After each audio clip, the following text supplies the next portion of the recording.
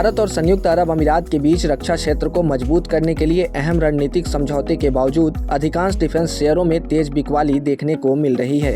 कारोबार के दौरान निफ्टी इंडिया डिफेंस इंडेक्स करीब 1.2% टूटकर NSE के टॉप लूजर्स में शामिल हो गया। सत्र के दौरान हिंदुस्तान एरोनॉटिक्स यानी HAL, भारत इलेक्ट्रॉनिक्स यानी BEL, Bharat dynamics, Mazagon dock ship builders, Cochin shipyard और डेटा पैटर्न्स जैसे बड़े डिफेंस शेयरों में 5% तक की गिरावट दर्ज की गई। यह गिरावट ऐसे समय में आई है जब निवेशकों की नज़रें आगामी केंद्रीय बजट 2026 पर टिकी हुई है, जिसे 1 फरवरी 2026 को पेश किया जाएगा।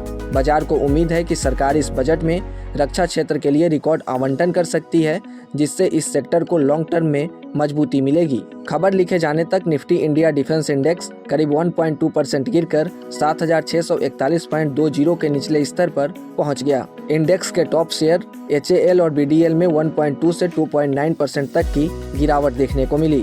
इसके अलावा MTAR Tech, Paras Defence, Mazagon Dock, Bharat Forge, GRAC, BEML, Data Patterns, Zentech और कोचिन शिपयार्ड जैसे शेयरों में 1.5% से 5% तक की तेज गिरावट दर्ज की गई।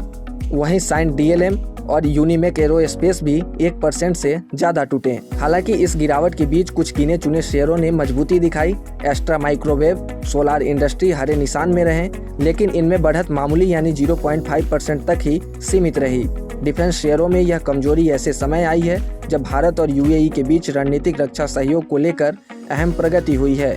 19 जनवरी को प्रधानमंत्री नरेंद्र मोदी ने UAE के राष्ट्रपति शेख मोहम्मद बिन जायद अल नहयान से मुलाकात की। यह बैठक भले ही छोटी रही हो, लेकिन इसके रणनीतिक मायने बड़े हैं। दोनों नेताओं ने एक दूसरे की संप्रभुता और क्षेत्रीय अखंडता के प्रति सम्मान और रणनीतिक स्वायत्तता के महत्व पर जोर दिया। साथ ही व्यापक रणनीतिक साझेदार के तहत रक्षा और सुरक्षा सहयोग को एक अहम स्तंभ बनाया गया। दोनों देशों ने सेना, नौसेना और वायुसेना के प्रमुखों के हालिया दौरे और संयुक्त सैन्य अभ्यासों की सफलता का स्वागत किया। इसके अलावा रणनीतिक रक्षा साझेदारी की दिशा में एक लेटर ऑफ इंटेंट पर हस्ताक्षर किए गए। गौर करने वाली बात यह है कि पिछले 1 महीने में डिफेंस शेयरों में काफ़ी उतार चढ़ाव रहा है। इसकी एक बड़ी वजह यह है कि अधिकांश डिफेंस शेयर पहले ही पिछले 1 साल में डबल डिजिट रिटर्न दे चुके हैं और सेंसेक्स और निफ्टी जैसे प्रमुख इंडेक्सों से बेहतर प्रदर्शन कर चुके हैं। ऐसे में मुनाफा वसूली के चलते फिलहाल दबाव देखने को मिल रहा है। अब आगे देखना यह होगा कि आने वाले बजट के बाद डिफेंस शेयरों की रफ्तार क्या होती है। डिफेंस से जुड़ी जानकारी और शेयर मार्केट से जुड़े तमाम अपडेट के लिए आप बने रहें गुड रिटर्न्स डिजिटल के साथ।